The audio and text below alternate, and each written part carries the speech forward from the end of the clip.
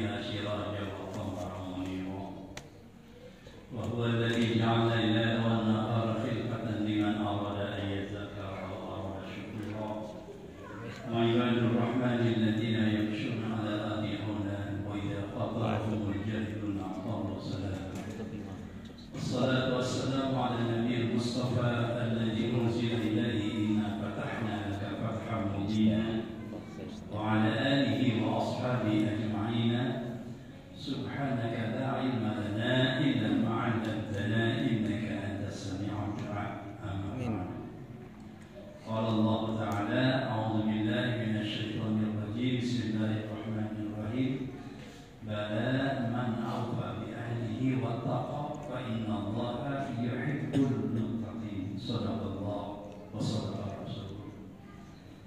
Bapak Ibu yang dimuliakan Allah Subhanahu wa taala, alhamdulillah wa syukur ala ni'amillah, kita panjatkan sepenuhnya puji syukur kepada Allah Subhanahu wa taala.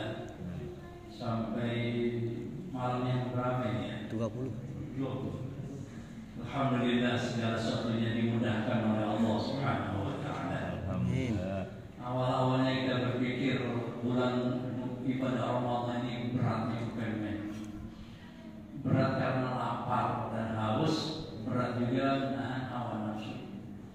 Berat yang kedua adalah berat mengerjakan ibadah tarawih.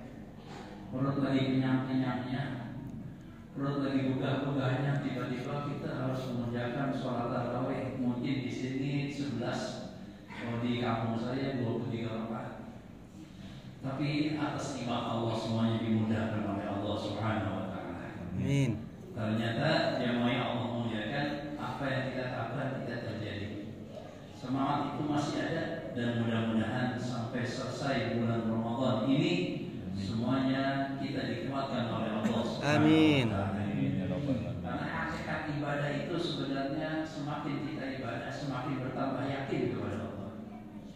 Semakin kita beribadah, kita semakin merasakan bahwa yang menguatkan orang ibadah itu Allah. Kita sahur atau enggak sahur tetap sama kuatnya. Betul nggak kira-kira? Tetap sama. Siapa yang menguatkan kalau bukan Allah Subhanahu wa taala? Plato itu puasa. Muridnya Aristoteles itu puasa. Ketika ditanya mengapa puasa, dia inside ourselves. Ada penyembuhan di dalam diri kita, kata Aristoteles itu. Jadi makanya kata Allah, kama kutiba 'alal ladzina min qablikum, sebagaimana puasa ini kami wajibkan juga kepada orang-orang sebelum kamu. Orang-orang filosof Yunani, Aristoteles, seperti Socrates, itu mereka mengatakan puasa itu menyembuhkan semuanya, bukan cuma menyembuhkan. Ini saya sebagai contoh, Pak, setahun yang lalu saya di operasi jantung koroner. Tembus di sini jalur bayang kemarin masuk ke dalam jantung kita. Kemudian berpengaruh kepada ginjal. Saya berpikir, repot ini, bisa ini puasa ini, masya Allah. Ternyata semakin sehat, semakin luas keadaan sendiri, masya Allah. Benar-benar kata Allah Subhanahu wa taala, kata baginda Rasulullah, sumu tasihu, puasa sehat, puasa sehat. Betul kata Aristoteles, inside ourselves there is the medicine. Dalam tubuh kita ada penyembuhan, yaitu puasa. Karena itu, jamaah yang Allah muliakan, kita berharap kepada Allah mudah-mudahan ini menyembuhkan semua penyakit. Amin. Baik jasmani maupun rohani. Jamaah yang dimuliakan Allah, tadi saya menyambungkan sebuah firman Allah, Al-Imran ayat 76, bala man awfa bi ahdihi wa taqa fa inna Allaha yuhibbul muttaqin. Sedikit saja saya pahami ini. Saya ingin membahas kata-kata bala. Bala itu dalam bahasa namanya betul. Di dalam ungkapan yang lain ada kata na'am. Na'am itu betul juga yang Allah mereka. Tapi kalau bahasa Arab itu kayak akan kosakata. Sama-sama artinya betul, tapi ungkapannya beda. Betul yang satu na'am, betul yang satu bala. Bala wa Allahul alim dalam surah Yasin itu. Nah, ternyata kalau kita kaji dalam kajian tafsir ada perbedaan. Kalau orang mengatakan Ahmad datang, nah Ahmad datang, itu bisa jadi si Ahmad, bisa jadi si Udin itu. Bisa jadi si Ahmad, bisa si Udin, itu namanya Naam. Punya duit kan? Betul, Naam. Saya punya duit, bisa jadi punya duitnya sedikit atau bisa jadi duitnya banyak. Itu namanya Naam. Jadi ada indikasi, ada indikasi tiadanya, itu namanya Naam. Tapi kalau Allah kata bala, itu artinya pasti iya. Itu pasti ya, nggak ada kemungkinan tidak. Itu pasti ya namanya. Bala wa qadabul alim. Seperti ini bala man aufa bi ahdi. Jadi benar-benar kata Allah Subhanahu wa taala, man aufa bi ahdihi, orang yang menunaikan janjinya. Apa maksud janji di sini? Mohon maaf, ini kata seorang mulia namanya Fakhruddin Ar-Razi. Dalam kitabnya namanya Mafathil Ghaib, dia pernah berkata, orang yang menunaikan janjinya itu janji kepada Allah, janji kepada makhluknya Allah Subhanahu wa taala. Janji kepada Allah dengan mengerjakan yang menegakkan yang diperintahkan oleh Allah dan meninggalkan yang dilarang oleh Allah. Yang kedua adalah al-isyaq bil khalqi, lembut kepada makhluknya Allah Subhanahu wa taala. Jadi kata Ar-Razi, dia bilang orang kalau melakukan janji itu dua, dia tunduk kepada Allah, dia lembut kepada manusia. Dia lembut kepada manusia, itu namanya orang berjanji. Yang kedua, syaratnya yang kedua adalah wattaqwa, bertakwa kepada Allah Subhanahu wa taala. Siapa itu orang yang bertakwa? Orang bertakwa itu cirinya tiga. Yang pertama, Allah, lebih mendahului ridhonya Allah. Itu orang bertakwa cirinya. Nah, sekarang kita tanya, kita sudah seperti itu? Itu pertanyaannya. Sudahkah kita lebih mendahului ridhonya Allah Subhanahu wa taala? Sekarang ibu saya tanya, kalau seandainya udah Bapak Isa, suami ngajak ke BP, dibeli sendal, kira-kira terawih dulu apa BP dulu? BP. Terawih dulu apa BP dulu? Ada yang jawab, ke BP Ustaz, terawihnya di BP. Terawihnya di BP, bisa aja dia. Tuh. Tapi yang Allah muliakan, ciri orang bertakwa itu adalah Allah, lebih mendahului ridho Allah, menomorsaatukan ridho Allah Subhanahu wa taala. Yang kedua adalah suhbatus shalihin. Orang bertakwa ciri yang kedua, temannya orang saleh. Pergaulannya orang saleh, saudara yang dimuliakan Allah Subhanahu wa taala. Ini mohon maaf, saya pernah ceramah, sebelum saya ceramah ada perempuan ceramah. Dari mulai assalamualaikum sampai yang terakhir, satu pun dalil yang sebut, hadis yang sebut. Saya bingung punya orang, tapi orang sambil semuanya, tunduk semua itu orang dengan kata-katanya. Ada dia cerita pengalaman itu, ustaznya itu. Selesai sedang makan, saya tanya, ini ustaznya mondok di mana ini? Saya nggak mondok. Nyantren di mana? Saya nggak nyantren. Kuliah di mana? Saya nggak kuliah. Kok bisa begini nih? Nggak tahu ini saya. Subhanallah, bingung saya. Saya tanya, mohon maaf ustaz, saya tadinya baca ustaz. Subhanallah.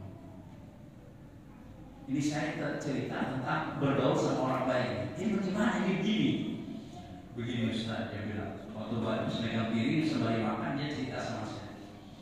Saya pernah ustaz, saya pernah praktek jam 8:30. Tahu praktek kan?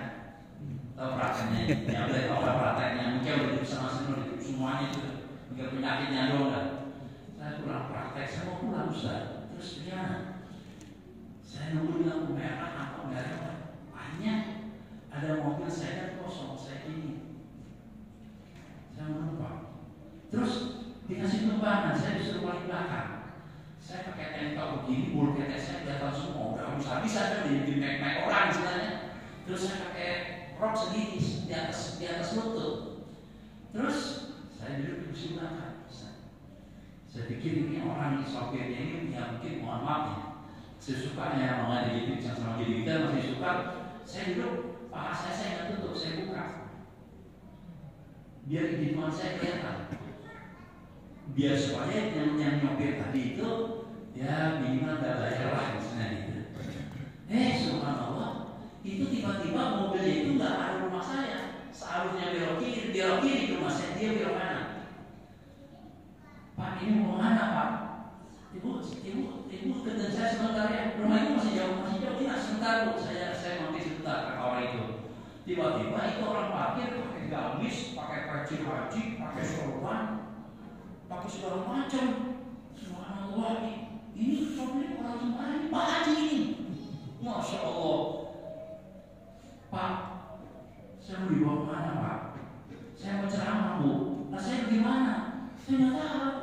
Oh gimana bayarnya bos?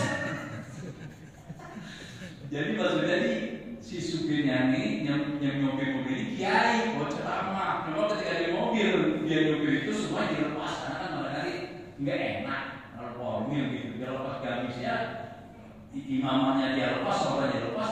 Nah ketika mau ceramah dia pakai semuanya. Ini si ibu kaget pas ini kiai, ini saya bilang itu kiai. Subhanallah. Pak, ini saya bagaimana Pak? Lama nggak ceramahnya? Ibu tunggu aja mobil. Udah kuat Pak, AC-nya mati, AC-nya hidupin. Ya nggak bisa Bu. Ada harus mati. Habis Pak saya. Jadi bagaimana? Pak, saya mau pulang aja Pak. Kata Pak Haji tadi, tenang aja Bu, tenang. Itu dia turun dulu sebentar. Itu Pak Haji itu kiai tadi turun sebentar.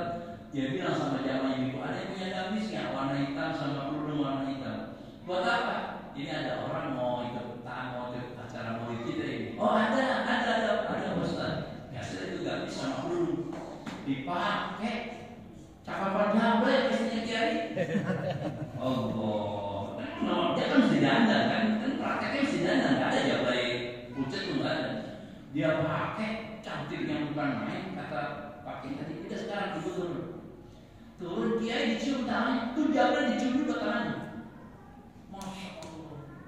Ini minum semua pakaiannya sama.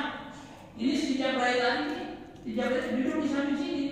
Mau minum aqua dibukain, mau makan pisang dibukain sama ini. Ini Jabrai, Masya Allah mimpi apa saya semalam ya? Semalam harus dimek-mek saya. Sekarang saya dimuliakan dicium tangan saya. Masya Allah, Masya Allah. Selesai acara. Pakai dapat pasar karena ingin dikira istri dia dikasih pasar juga. Saya itu makan di samping dia hampir 5 menit saya nggak suka untuk makan. Saya tidak konsentrasi dulu. Bukan main, Masya Allah. Pulang ke pasar dia dapat pasar. Ini buat kiai, ini buat istrinya kiai. Bukan hanya pasar, Pak Kiai dikasih amplop, dia kasih amplop juga. Alhamdulillah. Di mobil dia mikir, mimpi apa? Saya semalam ini ya, mimpi apa ini? Kata Pak Kiai, ibu coba buka amplopnya. Dibuka amplop 4 juta. Alhamdulillah. Alhamdulillah. Jadi saya praktek seminggu belum tentu dapat segini. 4 juta ini, ya Allah. Kata Kiai, berapa Bu? 4 juta Pak. Masya Allah. Ditambahin makin 500.000, 4 juta 500.000.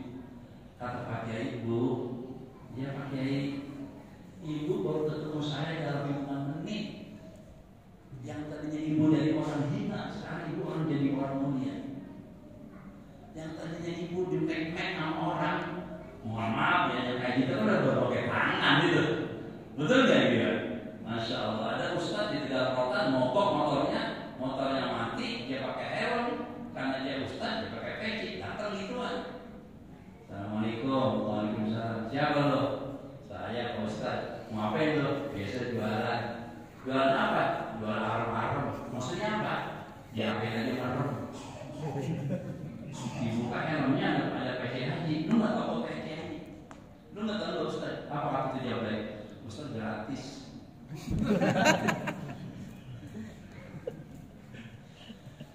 Kembali ke cerita tadi, dibuka amplop 4,5 juta. Kata Pak Kiai itu, Ibu cuma dalam hitungan menit yang tadinya orang hina menjadi orang mulia. Yang tadinya bau tangan sekarang tangan Ibu dicium. Masya Allah. Betul ya dia. Yang semalam kan dia sama orang, siapa aja boleh pegang dia. Sekarang tangannya dicium sama jemaah. Karena apa? Karena bergaul sama Kiai dalam hitungan menit, semobil doang sama Kiai. Turun dari mobil janji kepada Allah, saya taubat. Jadi kalau ceramahnya cerita tentang masalah dunia, orang mikir semua. Sebab kenapa? Biasanya kalau orang menceritakan pengalaman itu lebih kena. Kalau saya kan cuma teori nih, ya barangkali cuma awas saja orang, kalau orang lebih kena. Saya bilang, Masya Allah, pintu tobat dibuka sama Ibu. Gara-gara pergaulan. Maka itu yang dimuliakan oleh Allah Subhanahu Wa Taala. Kata Allah, bala man awfa ini wattaqa. Betul, orang yang diberikan kejadian yang bertakwa kepada Allah, fa inna Allah yuhibbul muttaqin. Allah cinta sama orang yang bertakwa. Jamaah yang dimuliakan oleh Allah Subhanahu wa taala, ada seorang mulia namanya Yahya bin Mu'adz Ar-Raji. Dalam kitabnya dia wahid tasyawuf. Saya ngaji ini malam Sabtu sama malam Senin pada maghrib. Kalau ada yang mau ikut, saya kasih kitabnya, saya kasih jumnya. Kitab saya kasih, jumnya saya kasih. Jadi saya ngaji sama anak-anak stan, karena dulu terlibat di anak-anak iman sampai sekarang. Jadi jamaah yang Allah muliakan, orang bertakwa itu dapat mahabbah, dapat kecintaan dari Allah Subhanahu wa taala. Apa cirinya? Pertama, kata baginda kata beliau ini, Ar-Raji berkata, ayatawallahu syiasatahu mu'min. Jamaah, orang kalau orang dicintai sama Allah, ini seluruh pola pikir mindsetnya itu dikuasai oleh Allah Subhanahu wa taala. Bi'aisyul la yamdu alaihi tawqidun wa la saghirun. Enggak ada lagi yang menghambat kecuali hanya Allah Subhanahu wa taala. Orang kalau dicintai sama Allah gitu, Pak. Sekarang saya mau bahas apa itu cinta. Cinta irasional. Cinta itu irasional, enggak masuk akal cinta itu. Jujur aja. Tapi kalau kata Ali Gibran, kalau cinta sudah datang, menyerah saja, turuti saja cinta. Agar kita dicintai oleh Allah Subhanahu wa ta'ala. Beda kita cinta sama perempuan, sama istri, waktu pacaran, mohon maaf dia kentut.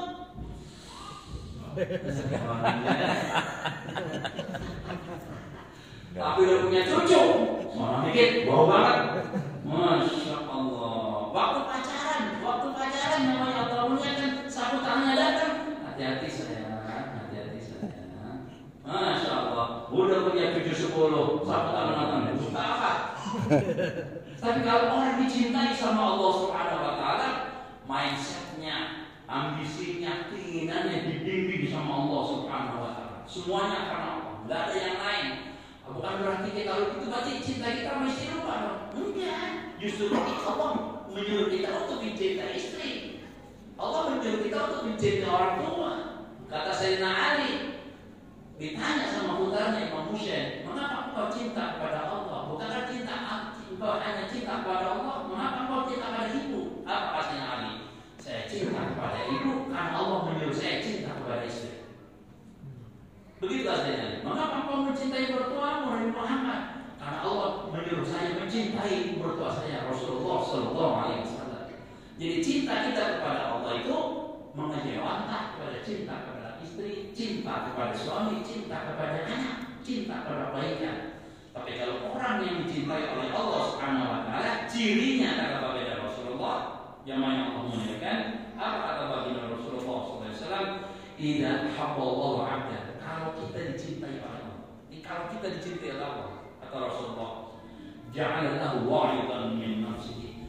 Allah jadikan itu diri kita mengingatkan. Jadi diri kita yang mengingatkan diri kita. Diri kita sendiri yang mengingat diri kita. Itu jangan, ini boleh, ini jangan, ini boleh. Tuh, diri sendiri jadi ada mengingat. Yang yang memulaikan, nggak bisa, kayaknya tua, udah nggak pantas. Itu gitu. Itu orang yang dicintai Allah tuh gitu. Yang yang memulaikan. Wajah dari qalbihi dan memperingati diri kita. Itu orang dicintai oleh Allah Subhanahu Wa Taala. Ya murwayha, dirinya yang memerintahkan, dirinya yang melarang. Itu ciri yang pertama. Ciri orang yang dicintai oleh Allah Subhanahu Wa Taala. Saudara yang dimuliakan Allah, kalau udah ini terjadi pada diri kita, jangan nanti. Kata Ali Gibran, turuti saja cinta itu. Jadi kalau Allah bangunkan kita di bulan malam, jangan disesali. Itu cara Allah mencintai kita.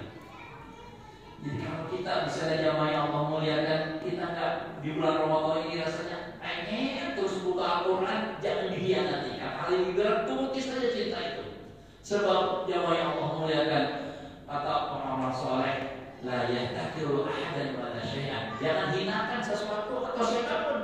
Fa inna Allah hina wa khalaqal la yahtakiru. Karena Allah ketika menciptakan sesuatu itu, Allah tidak pernah menghinakannya. Jangan disia-siakan cinta itu. Itu cintanya Allah kepada kita.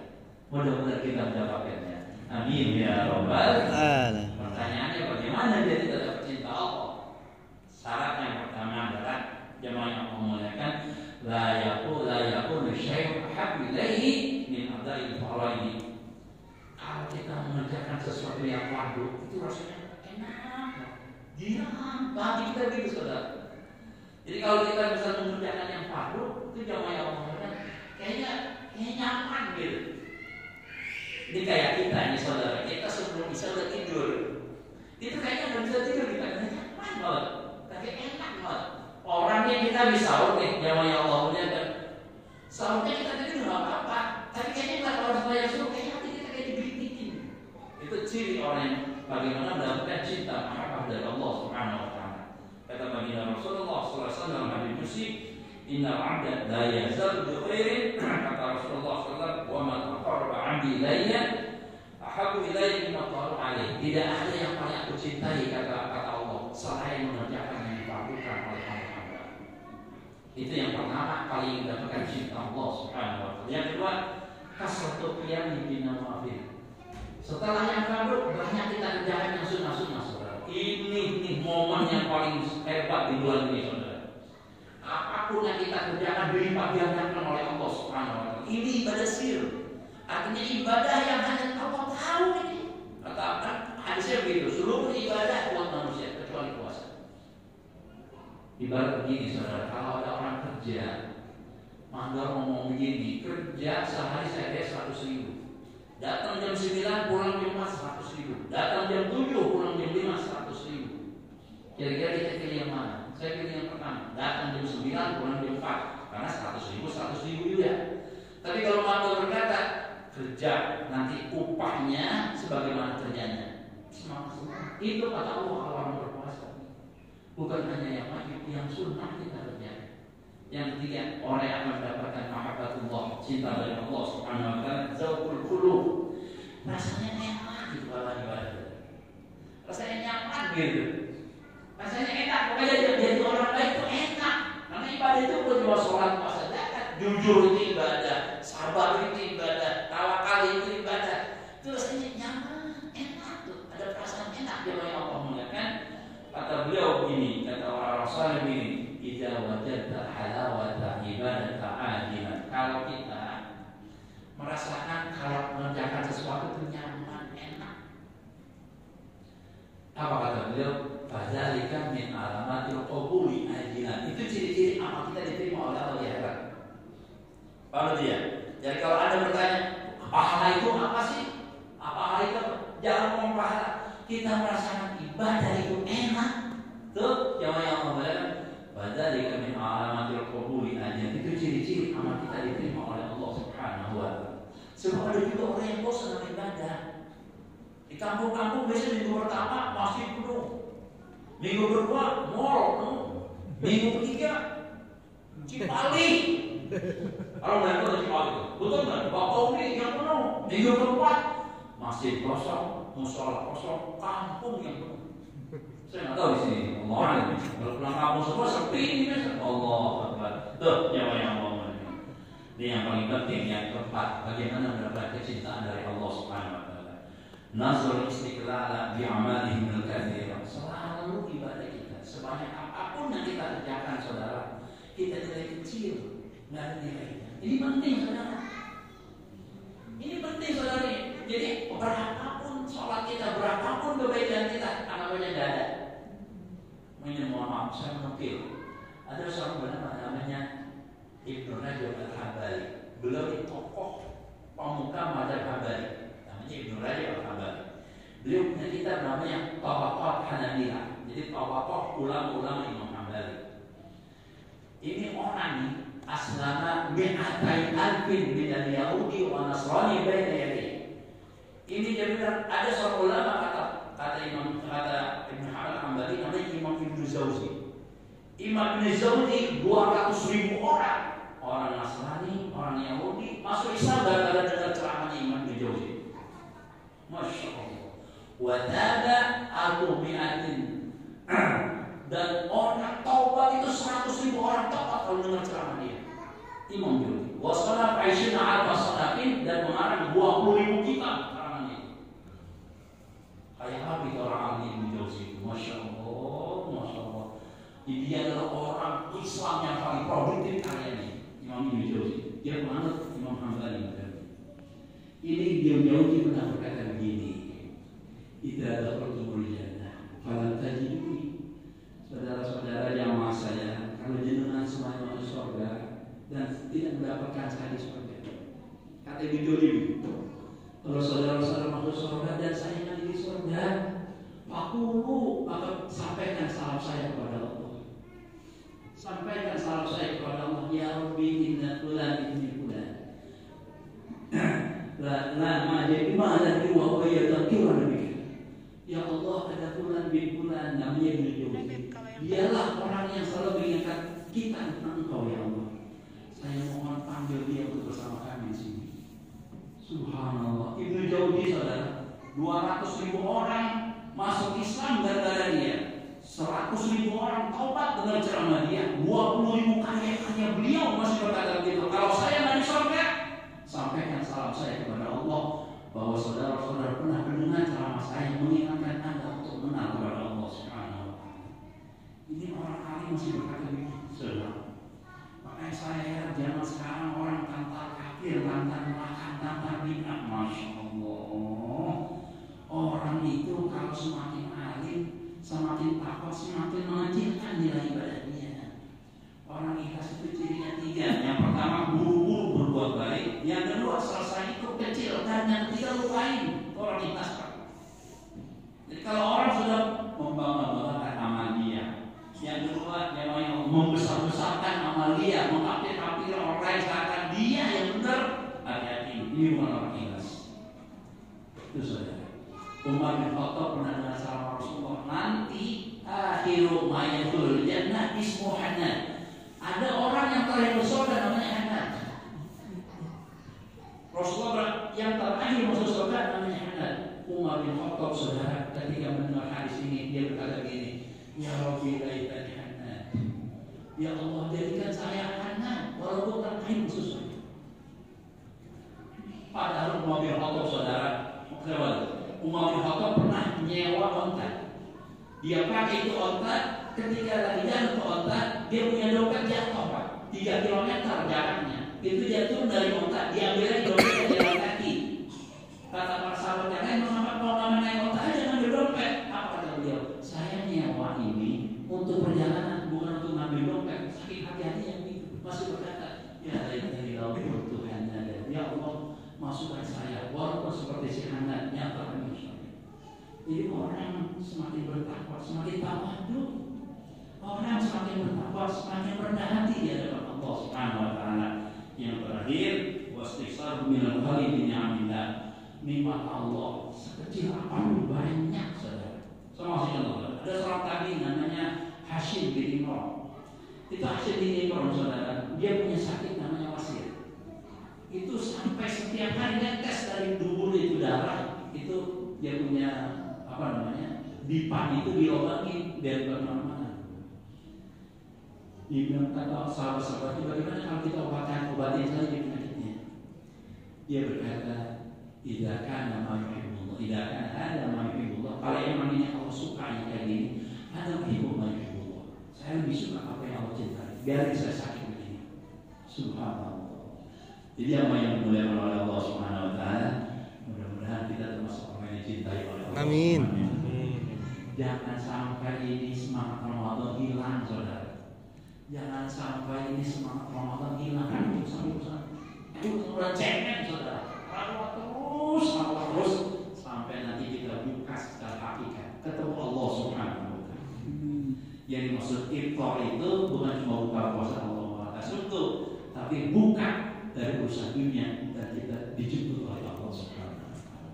Mohon maaf, saya kurangkan dan Allah yakum. Wassalamualaikum warahmatullahi wabarakatuh.